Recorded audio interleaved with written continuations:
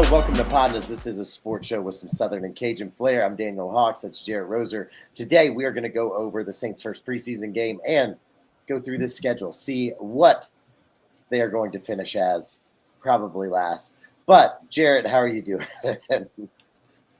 I'm doing well, man. Just, getting closer and closer to this season actually ramping up. I didn't get a chance to watch the preseason game against the Chargers, just kind of saw some little tidbits hitting Twitter and whatnot. So certainly interested when we get into that to hear some of your take of watching a little bit more of that game and these quarterbacks especially. Yeah. I mean, let's kind of get into it. Chargers, Saints first preseason game was yesterday.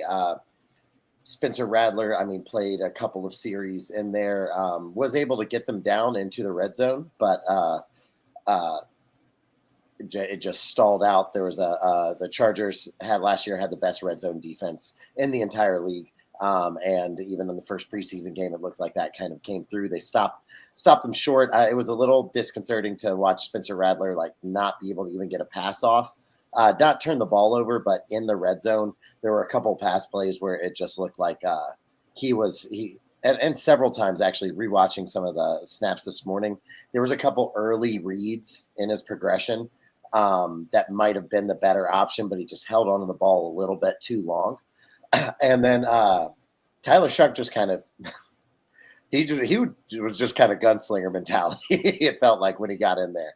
I think one good thing about that was he threw a really bad interception and then immediately came back the next series and just went right back at it and then had a really nice touchdown pass following that. So kind of was nice to see him not kind of let that kind of stick with him.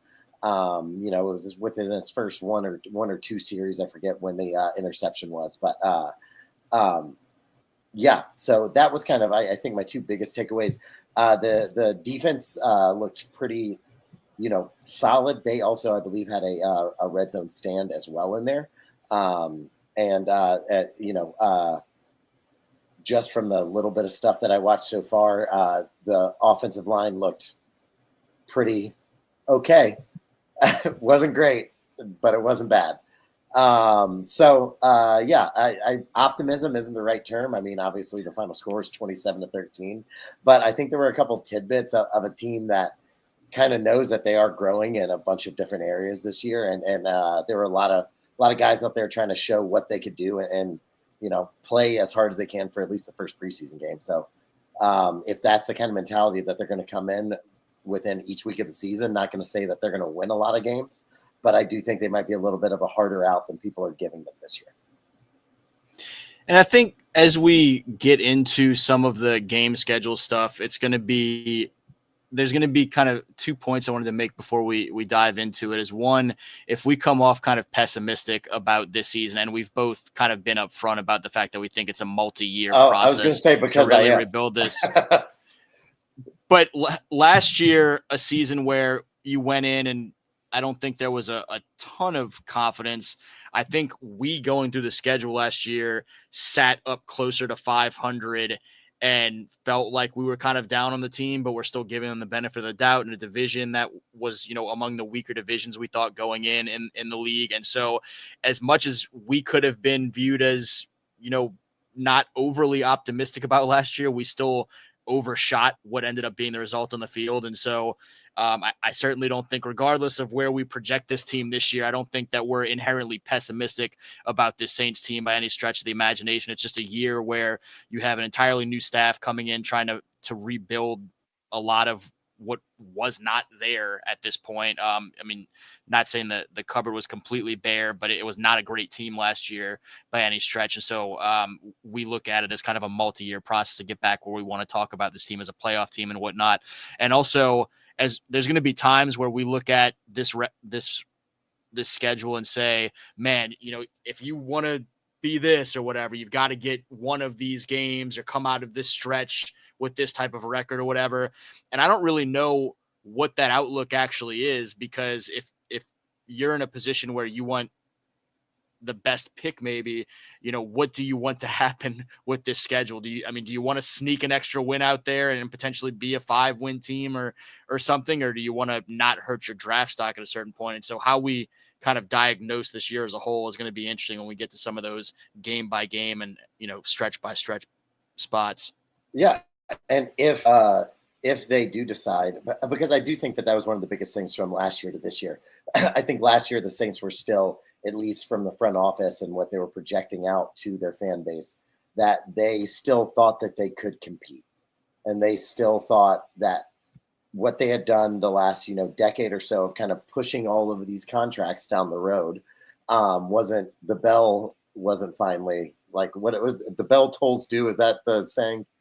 What is the saying? The whatever comes due, it came due last year, and I think the first step. Yeah, whatever, man. Okay, I'm not great at stuff. Did you just I got it mix match wrong. the bill comes due and for whom the bell tolls into one thing of like two completely different phrases? I was so confused about the bell. I did. It was the bill comes due. And as someone in the service industry, I don't know how I got that wrong. But taking sorry to get me back on track. Taking this year as an actual rebuilding year. So does maybe that say that some of those veteran pieces that they have, the Cam Jordans, the Alvin Kamaras, you can maybe use to leverage a couple picks or something later to maybe send to a contender if it gets in that kind of dire straits? Or like you said, do you want to still try to put out the most competitive team possible each week? It'll be something very interesting to kind of keep an eye on through the season as we move through it. So let's get into it. You ready? Yes, sir. Yeah. All right. Week 1, Saints at the Cardinals at the Saints is going to be Sunday noon game. Kyler Murray, Marvin Harrison Jr., Trey McBride, they're all coming into town. I know you said we weren't going to be as pessimistic, or not to say that we're pessimistic. I'm pretty pessimistic, so I'm going to go ahead and mark an L for this one. I do think that the Cardinals are one of those teams that we're going to see be much better than they were last year. I think having Marvin Harrison Jr. in the system again another year with Kyler, I think it's just going to look a lot better. And I just think that talent-wise, Cardinals are a little bit more better than the Saints are going to be in that department. What do you got? I think I kind of tentatively put that as a loss as well. I keep coming back to last season and that team, despite the wheels coming off entirely, starting the season as strong as it, and I say that team, the Saints team of 2024, starting the season as strong as it did. And that gives me a little bit of pause of, maybe this group can come out with a little bit of juice and steal one of these early games against a team that probably finishes the season better. You get the benefit for Kellen Moore and company in their first year at the helm to play your first 2 weeks at home. And so, I think there's an opportunity. And I look at this Arizona game as one of those kind of swing games on the schedule. But until I see it happen, I do think the safer bet is probably that it takes this team some time out of the gate to get on the right foot, and that they struggle a little bit there despite an opportunity. All right, next up, week 2 is going to be San Francisco 49ers coming into the Dome. Saints start off with 2 back-to-back home games. Again, that's another noon kickoff right there. 49ers also had a very down year last year. I think the difference with the 49ers is that the injuries that they had and the people that have come back from those injuries are real difference makers, real playmakers. And like we kind of said about the Saints team, they are kind of rebuilding. They, I don't think, have the firepower to stay with the 49ers, to stay with Christian McCaffrey, Kittle, Ayuk when he's healthy, and Brock Purdy that offense with, Nick Bosa's out of town, but it's still a super strong defense. So I'm going to go 49ers here.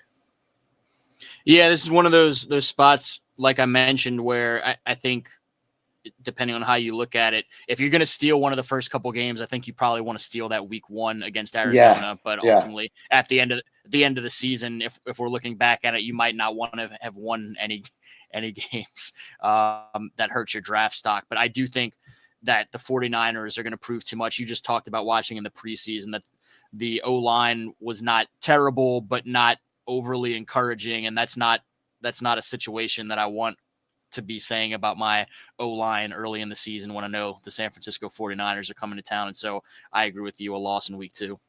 Yeah, absolutely. Moving on, week 3, their first road game. They're going up to Seattle. That one is going to be a 3:05 kickoff. Seattle Seahawks made a big splashy addition in the offseason. They brought in Sam Darnold, $100 million man. Second year of this Mike McDaniel. McDonald, yeah. McDonald, yeah. It's McDaniel. There's way too similar on opposite ends of the country. They're both going to play the Saints this year, so sorry I got a little confused. I'm gonna buck this. I think the Saints are gonna win this. I think Sam Darnold. I think it's been very overblown for this Seattle side of the ball with their offensive line. They did not do a lot to kind of answer those questions where Geno was running around for his life, and I think Geno's a little bit more mobile than Sam Darnold.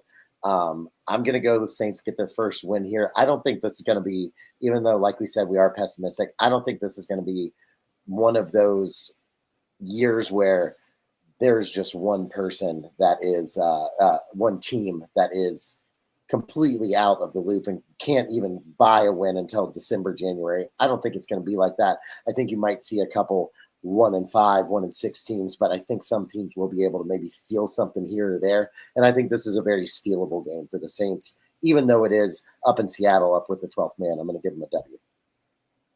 Yeah, I don't like them going all the way out to Seattle and trying to win their first road game of the season against a team that I do think is going to be solid. I'm not, putting in any Seattle Super Bowl picks or anything like that, but that's not where I think the Saints get a win early on. I mean, for me, when I look at this the old school, like 4-game quarters of the season type deal, I really think that Arizona game, if you want to get on the board early on in the season, that one bears a lot of significance, because then you turn around and we just talked about the San Francisco game, and then you have to go back-to-back road trips to Seattle and Buffalo. Thankfully, Buffalo at least is early in the season. You're not going up there in December or something like that, but a couple of tough road games in weeks 3 and week 4.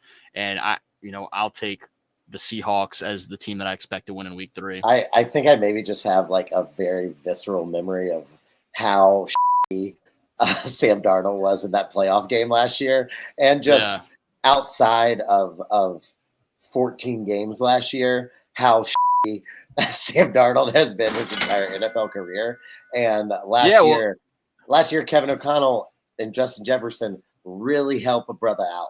So does not have, Jackson Smith and Jigba is a stud. Kenneth Walker is a stud. Even Charbonnet in that backup role is a stud. They do have some people up there. Cooper Kupp is now up there. How much left he has in the tank is yet to be seen, but I just really feel like I have a lot of Sam Darnold hate in my heart, and I need to get it out. Yeah, and a lot of fair points there. I mean, last season playoffs were terrible, but he was really good for most of the regular season stretch. But to your point, he was in a really positive situation last year when you look at some of the pieces around him that may look a little bit differently now in Seattle. But I'll stick with that loss in week 3 for the Saints in their first road game of the season. Yeah, I think that game could be a really, really low scoring, like kind of slugfest too. Because both those, if the strength of anything on the Saints team it's still going to be the defensive side of the ball, I would say, this year, with all the question marks on the offensive side. And, between Olave and, he's a great talent, but can he stay on the field? Whether that is best for him if he gets another concussion, that could be it. You're on pins and needles with that. Rashid Shaheed coming back from a major leg injury. Obviously, the quarterback room is one of the weakest in the NFL and one of the youngest in the NFL as well. So I just feel like it's going to be a really, really kind of down in the trenches type of game. And I'm just banking on maybe Sam Darnold making a mistake late that's going to maybe turn things the Saints' way. So hopefully that's my in the first quarter win. You're possibly with the Cardinals, but still going with an L. Next up is going to be week 4 at Buffalo Bills. They're not going to win. It starts at noon if you'd like to watch that slaughter. So I don't think we need to really do too much about that. They have one of the best or the best quarterback in the league right now, the reigning MVP, Josh Allen. James Cook will be out there. I'm sure that they will get that deal done. Regardless, he is still under contract for this year. It's not like he is a free agent. And, between the additions of of getting Bosa with the defense. I just think obviously the Bills are going to be one of the best teams in the NFL. I don't think they're going to have a slip up here versus the Saints.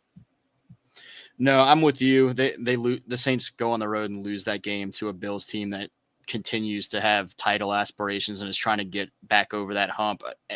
I mean, the full season, whether you want to look at this as a positive or negative, and obviously, preseason win total projections only mean so much. But the Saints, with that San Francisco game and Buffalo game, that's the only two where win totals for the opponents are over 10 games. You got a 10.5 win projection for the Niners, 11.5 for the Bills. And so you have to deal with those two early, but you get those two out of the way early as well. And there's, the rest of the way we go, and we'll get right into one. There's a few teams with some lower win totals, 3 teams projected at 5.5 or worse, starting with the Giants in week 5. And so there are some places that you can get into some positives for the Saints in this schedule.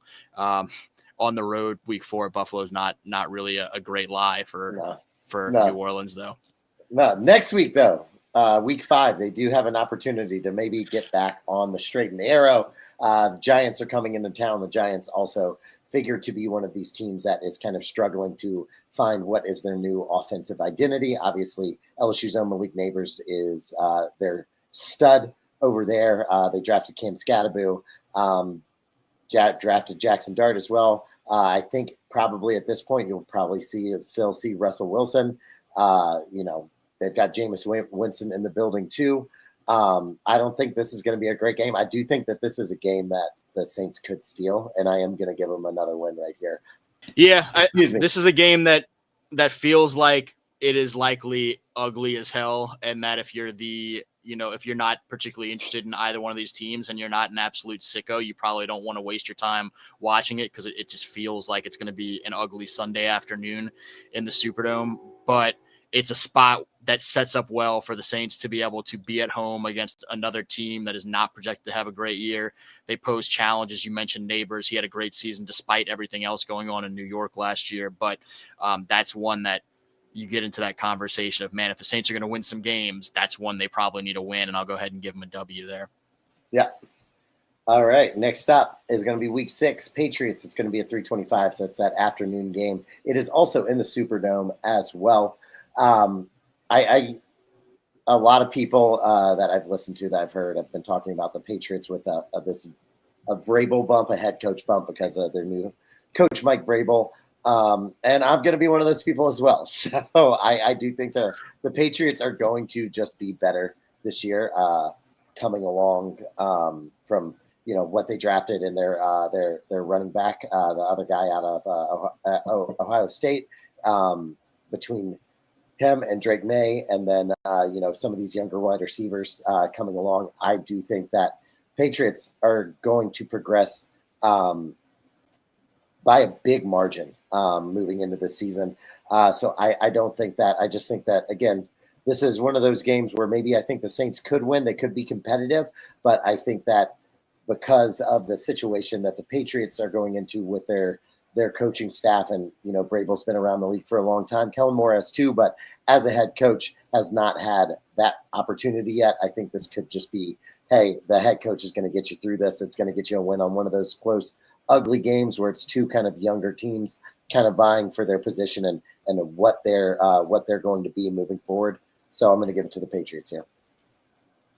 I'm with you pretty much across the board on that. This is another game that I look at as one of those swing type weeks for the Saints. But despite the fact that obviously the Patriots had a poor enough year last year where they had a coaching change, I do have a ton of confidence in Mike Vrabel. He was someone that when there was a Saints opening, I didn't know how much interest he would have to coming to New Orleans, but if that had somehow fallen into place, it would have been a hire I would have been really excited about. I think he did a great job in Tennessee overall, despite often not having as much talent as some of the other top teams around the conference. And so I think he'll have those guys pretty jacked up here in year 1 to kind of exceed some questionable expectations and go get some wins, including potentially coming to New Orleans and taking one away. Absolutely. And it'll be the second week in a row that we have an LSU alum coming back to the Superdome, coming back home. Obviously, Will Campbell drafted by the Patriots, Malik Neighbors the week before with the Giants. So it'll be nice. At least, if it's a crappy football game to watch, it'll at least be nice to watch some former LSU players in the NFL kind of do their thing in the Superdome. So next up, week 7 at the Chicago Bears. Ben Johnson just came back down from Detroit. A lot of buzz about this team. A lot of actually, I think, media like critical attention on what Caleb Williams is doing and how the offense is going. It's going to be week 7 at this time. I do think that the Bears might struggle a little bit out of the gate. I think this could be around the time when things are coming into form and things are starting to click for this Ben Johnson team. I think their defense is already solid with Sweat and those guys. So I think it could give this young quarterback a lot of pressure, get him in a lot of bad situation, whether that is Spencer Rattler or Tyler Shuck, either one. And I think it's going to be a lot easier for this Ben Johnson, Caleb Williams-led offense to kind of find their spots and maybe have a lot of easy opportunities to get some points. And I do think that the Bears are going to roll in this one over the Saints. Yeah, I'm not looking at the Saints as being, when you look especially at an offensive line that they're looking to see some strides from, and young quarterbacks that are going to have high expectations. High expectations if you want to accomplish much. There's going to be a learning curve there. I'm not looking at the Saints to go on the road and win a ton of games, and so I'm not taking them to go up to Soldier Field and get one in October there. So I have a loss in week 7 for the Saints. Now, it'll be a beautiful day. Like, let's not get it twisted. October in Chicago is like perfect. It'll be mid-60s. The Saints will be loving it, but maybe not on the football field. Maybe afterwards when they go and get a slice of deep dish somewhere. Next up, week 8, they're going back to the Dome. It'll be the first game of their NFC South division schedule. The Tampa Bay Buccaneers are coming into town.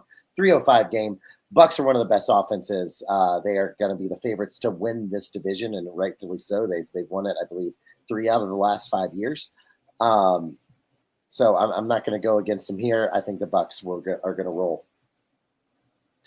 Yeah, when you get into some of these division games that we'll have the rest of the way now, that's spots where if you want to have an okay season, you need to find ways to at least split with those division foes. Unfortunately for the Saints, they've lost 5 of their last 6 games against the Bucs, who have kind of emerged. And last year, seeing the step that Baker Mayfield took to where he's being talked about among the better quarterbacks in the league again, maybe for the first time ever from a consistency standpoint, that really hurt our projection last year from a standpoint of, the division's down. Maybe there's an opportunity to win some games there. That's not the feel that you have now with the Saints going against Tampa and some of these other teams that all look like they may be a little bit better this year. And so as much as you want to win a divisional game at home, Tampa is going to probably be the toughest task of those options. And I'll go ahead and Tampa has so much depth too.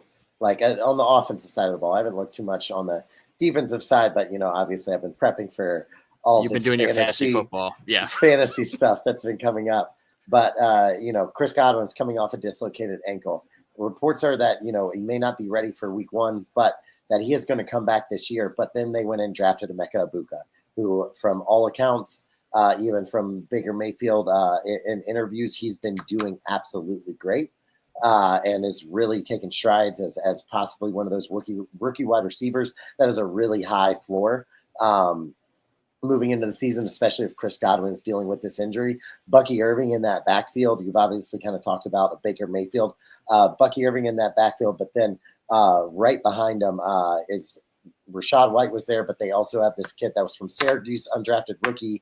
I believe it's something Stewart or something Scott. I forget the guy's name. Sorry. But I was reading some stuff on Twitter, some reports that he could be, and is being talked about, this call could be preseason fodder, but he could be a starting running back in the league. It's just that they love Bucky Irving so much. So this Tampa Bay team is just deep, moving from all the skill positions on the offense, and it's going to be, I think, a very high-powered offense throughout the season. That's it. Yeah, and so I hate how many times I'm saying loss at the end of my little spiels, but I'm going another loss there, I guess. Another one, I think there's an opportunity, but until proven otherwise, I'm not giving the Saints a ton of benefits of the doubt out the gate in year one of a new regime. Sean Tucker, that's his name. No Scott involved at all. There we go. Sorry, it was going to really annoy me if I couldn't get that right. All right, And then go ahead. What? Oh, I was going to say, and then the Saints have to go deal with another Sean, whose name you'll probably get right here on the West Coast in week, what is it now, 9? Week 9 at SoFi Stadium in LA. They're going to play the Los Angeles Rams. It'll be their second time in SoFi Stadium this year after they were just there for the Chargers game this past weekend.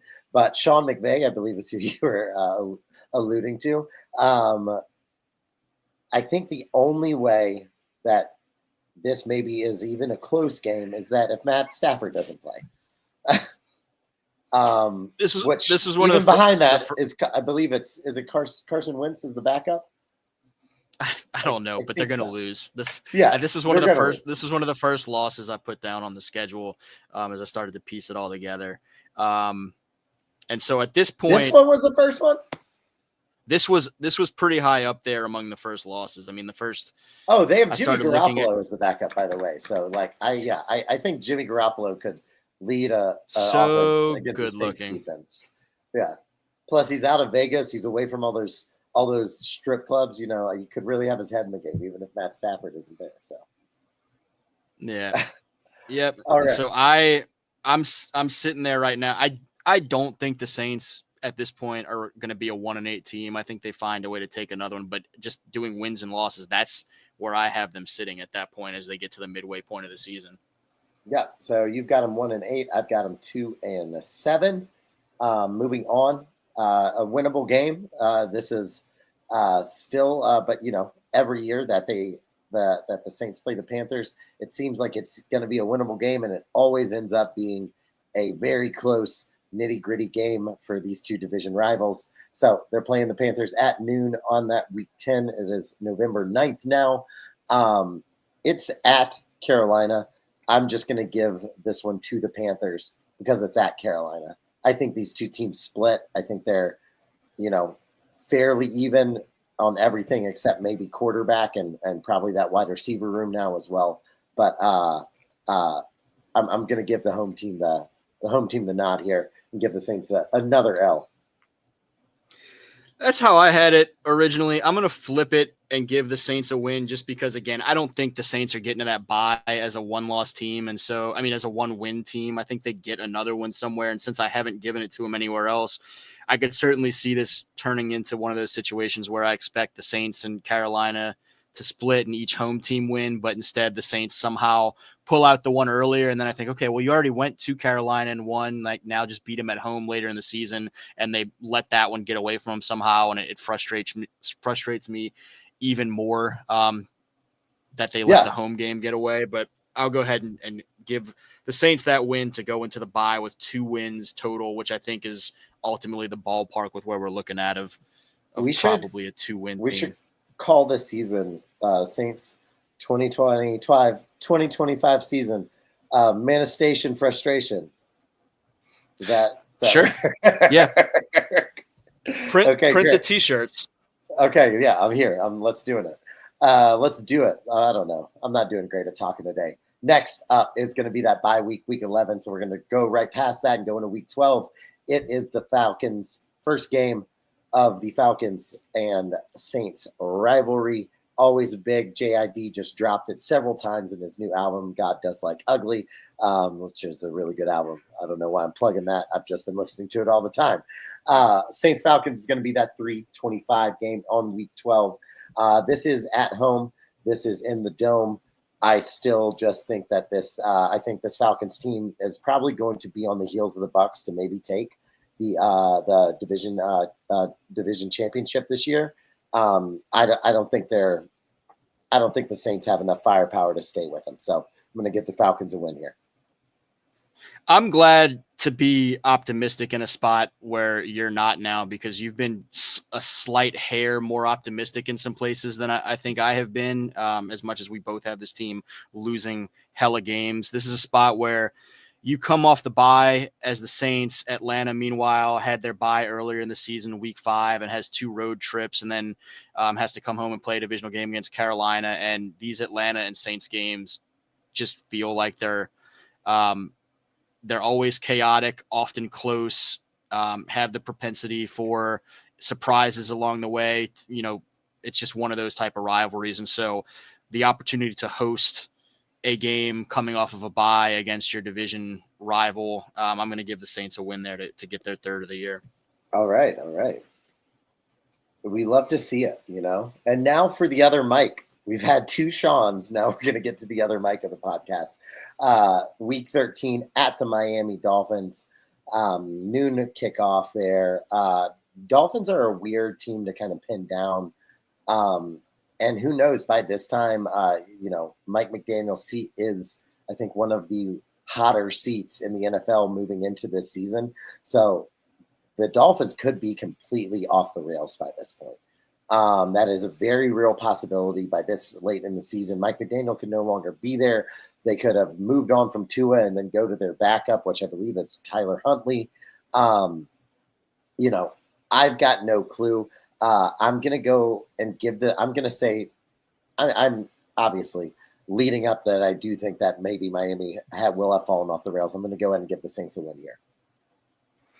It's all on what has transpired for Miami to that point to me as well. That's another place where I look at and say, exactly like you did, this could have gone off the rails and be a much different looking Miami team in a lot of ways right now than what they're hoping. And I mean, it's the end of November at that point. And so it could be a really winnable game for the Saints to go down there. At the same time, I think some of the early schedule sets up, with some positive opportunities for Miami to get some things going and maybe stave off some of that hot seat talk and, have a better season, have enough of a season to where it's not off the rails by this point. I'm going to put this as a loss for the Saints until proven otherwise. But I think certainly fans need to be monitoring everything that you just said as that game approaches. Absolutely. Next up, week 14 at Tampa Bay Buccaneers. That's going to be a noon kickoff there on CBS. Again, same thing that we said earlier. We're kind of getting, we've already gone through that entire NFC South. So we're getting to these second games of these series within the division. I don't think that the Saints are going to take one from the Bucs this year. I hope I'm wrong. I will be rooting as if I'm going to be wrong, but I don't think it's going to happen. So I'm going to go ahead and give the Bucs a win there. The Saints have been able to split with the Falcons and Panthers each 3 of the last 4 years. Has not been the case in this Bucs series, where the Bucs in recent years have really kind of taken hold and seem to be improving. I mean, some of those early Bucs successes in this rivalry, a couple years back, were when you thought the Bucs were a little bit more iffy. This year, we look at them as kind of the team to beat in the division, and certainly a few steps ahead of where the Saints are right now. And so, yeah, I'll give the Bucs another sweep of the Saints, unfortunately, this season. Yeah, all this is unfortunate. Like, we are being pessimistic, but we're not happy about it. Okay. Next up, week 15, the Panthers are coming into town. 3:25 game, which thank goodness it's the late game. I don't know what I would do if I had to split this game with so many other games on the TV. But that being said, I do think with this being the home game, I do think that the Saints split this one. I'm going to go ahead and give them a win here. And, if we're looking at it, they're 500 after their bye. And that's pretty good if you're going off of my watch. So, yeah, you're super optimistic then compared to me. I have them with a loss here. As I mentioned when we talked about the Panthers the first time, I originally had it the other way, but then kind of moved it up to fit a storyline I could very much see being the case, because it's happened before, where they win on the road and I think, okay, now you're primed and set up to go win the home game as well and let it slip away. And so I go loss in week 15 to Carolina. All right. Next up, week 16, we got 3 games left. It's going to be a noon game versus the New York Jets in New Orleans. Ben Johnson's counterpart, Aaron Glenn, came from Detroit. I think that this Jets defense is still going to be really good. I think Justin Fields is probably the best running quarterback, only running that we've seen. Between that and, Brees Hall and Mason Taylor, another LSU guy coming in town, Mason Taylor and Garrett Wilson. I just think that this Jets team is probably going to be really fighting for a playoff spot, a wild card spot. And I think the Saints team is going to be fighting for a draft spot. So with this, I really think that the Jets are going to take home this W on week 16. I put this down as a win for the Saints, just like with the Giants coming to town earlier in the year. Another one of those teams that is projected in a lot of places to be like a 5.5 win over under. And so you just hate New York. I get it. Yeah, sure. I'll take that. The opportunity to have those teams that are projected to be along with you toward the bottom of the conversation around the league. I think you have to win those games if you want to win some games. And so me giving the Saints the win there would get them to 4 wins on the season.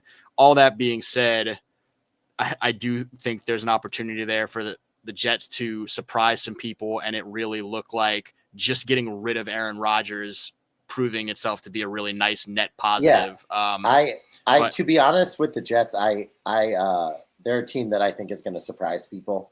I don't by no means think that they're going to even win a playoff game. I think they have a chance to be a wild card and get to the playoffs. I think it's been severely undervalued, that college connection between Justin Fields and Garrett Wilson. I think that's going to help a lot. And I think that's going to help a lot with covering up some of Justin Fields' deficiencies as a quarterback, being able to throw to Garrett Wilson like that. Also, that we kind of saw with Lamar Jackson and Derrick Henry, having a quarterback who can run like that and a running back who can be really, really good is super dangerous.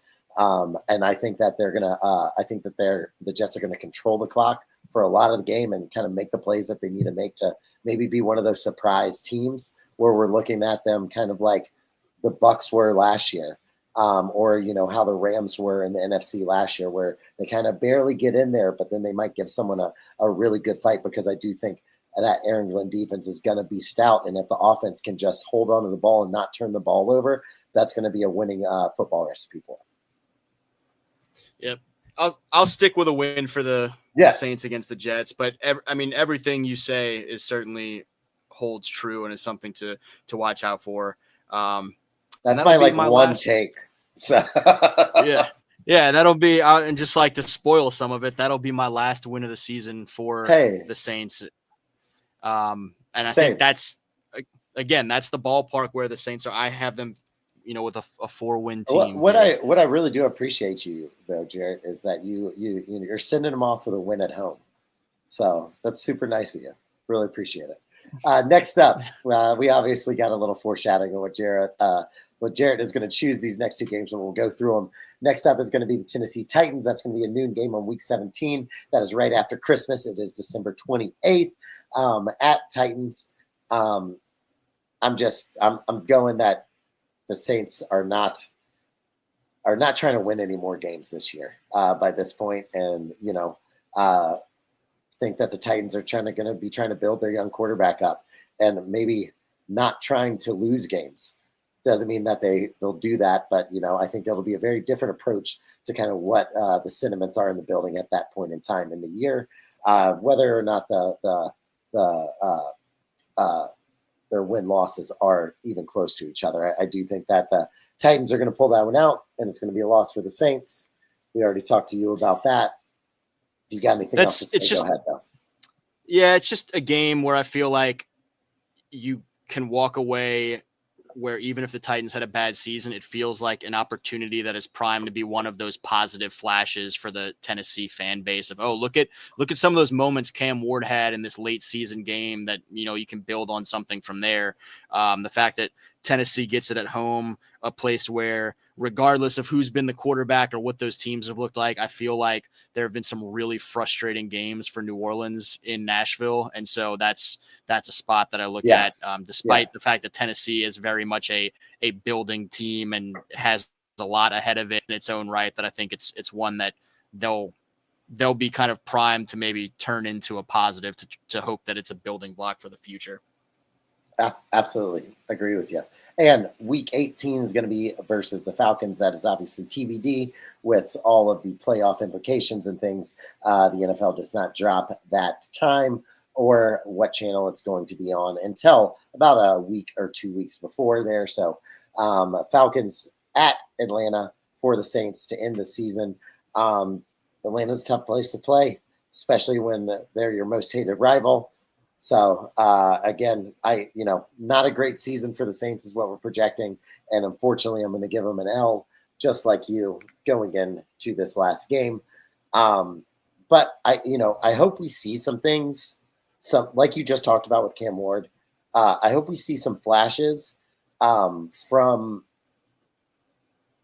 the offense in particular, and this Kellen Moore system. Is it going to be something that we think that is something that is going to be able to flourish, or is it going to be something where it's like a 1-2 year stop and then Kellen Moore's kind of out of here? Is another case of a coordinator that maybe shouldn't have had a head coaching job and honestly came into a really hard situation.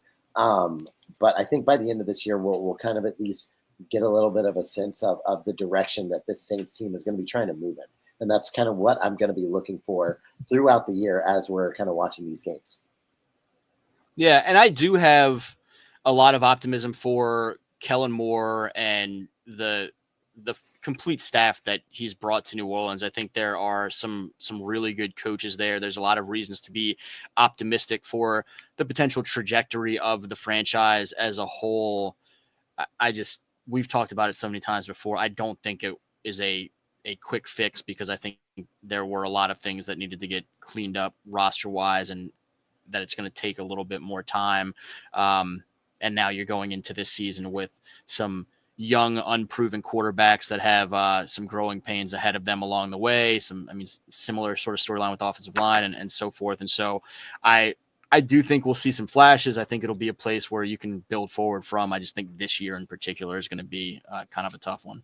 Yeah. And listen, you and I had different wins at different points in the season, but we got to the same point. We both have the Saints finishing 4-13. That is good enough to probably finish towards the end of the NFC South. Hopefully that's good enough to get in the running for one of these quarterbacks that are going to be in next year's draft. Hopefully Tyler Shuck just shuts down all those rumors. But the most likely scenario is that the Saints might be looking for another answer at quarterback, very similar to kind of what Tennessee did after drafting Will Levis, looking at him for a year, seeing that Cam Ward was an option and taking that better option. So I think it'll be a lot of growing pains this year, and that will kind of be the stuff that the Saints fan base have to kind of rally around. Because I could definitely see there'd be a lot of paper grocery bags coming out as heads towards the end of this year. So the Aints could be back in full swing. But I think this is what this Saints team needed. I know we were very pessimistic on what this wins and loss and record look like, but this needed to happen for this Saints team for them to move forward. They had, like we talked about at the beginning of this episode, they had pushed out this cap hell situation so long that the bell is coming due. The bill is due to whom the bell tolls.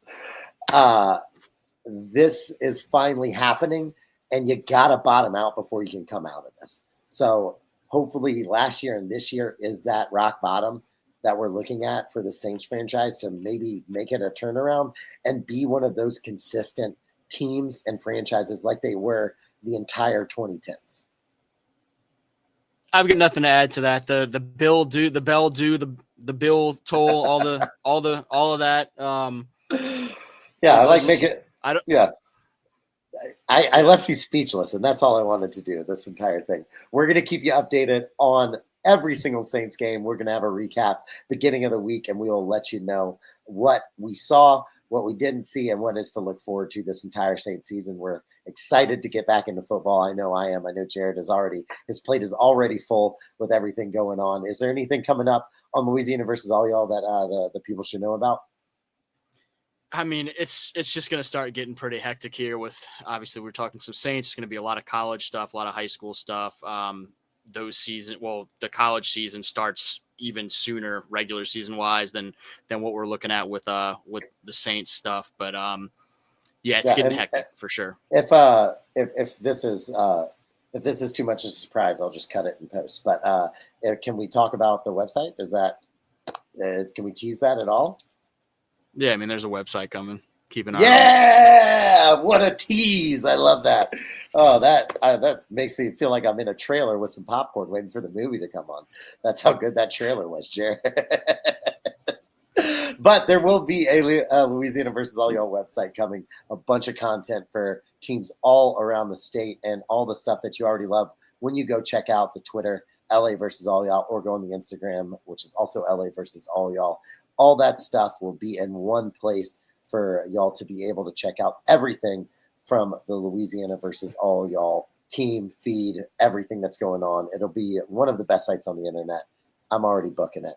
You can follow us on Instagram, PODnas_LA. We'll have highlights of what's going on in the show. We'll also have fun bits and clips all throughout the year. We're super excited to get into football, super excited to kind of get into the busy season, and that summer is kind of wrapping up and we're getting into fall. Thank y'all so much. Can't wait to see y'all next time. We'll have an LSU schedule breakdown later this week. Super excited to get into it. PODnas.